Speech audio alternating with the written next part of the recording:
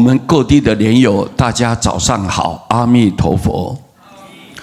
这是发生在台北某一个公司上班的一位学佛的女居士，在她刚进入那个公司的时候呢，那么主管呢要她来接手某一个同事的工作，但那一位被调职的同事却认为这个居士呢侵占了他自己原先的职位了，因此心中非常不满，所以在业务交接的时候呢，对他百般的刁难呐，故意不配合。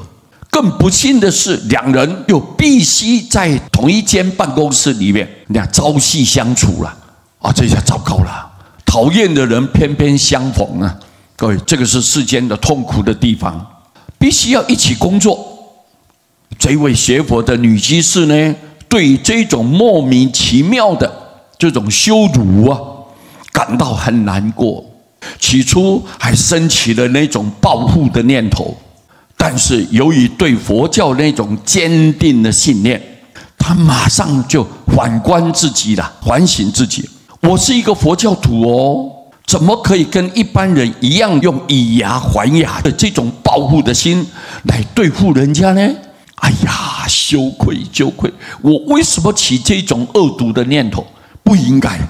因此，他就在每天早晚课之后，在佛前忏悔了。他就说，跟佛禀告这位同事会对我态度如此的不友善，也许是因为他误认我侵占了他的职位了，由于嫉妒心而生出这种嗔恨心。虽然我以真诚心来对待他，但是他还是不能接受我的友谊啊。可能是我前世曾经与他结了恶缘吧，我们彼此之间一定是我曾经得罪伤害过他。希望我今天将此诵经念佛的功德能够化解我和他之间的恶缘，我要改善这个恶缘。然后他在每一天上班的时间，他总是试着用最诚恳、最友善的态度，在适当的时机去关心他，去慰问他。好比说，冬天天气冷了，就提醒他说：“你要多穿一点衣服哦。”生病了，特别去关怀他。遇到困难的时候呢，他主动的去替他打点呐，让我帮忙。如此呢，就经过了半年的时间，那一位同事啊，终于被他诚恳、友善、和蔼可亲的态度感动了，才逐渐的觉悟到说他自己以前的那种无知，真的是错怪好人呐。从此两人就成为最好的朋友了。各位，这是发生在台北的一个事情哦，货真价实的哦，有真人真事哦。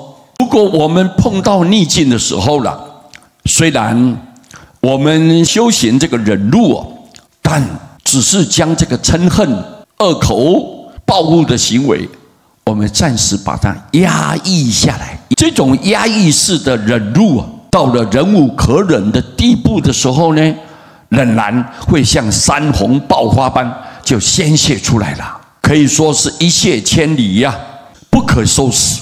你们听懂吗？希望我们内心里面都是柔软心、慈悲心，各位对不对啊？而不是只是一味的要打压对方啊，要对付对方，不要有这种观念。到最后，你送给别人呢，实际上是送给你自己的。你用什么心去付出去，那个念头一定会回过头来到你身上来的。所以这是必然的，这是因果的循环。所以以上这个道理呢，希望大家一起来学习。感谢大家，南无阿弥陀佛。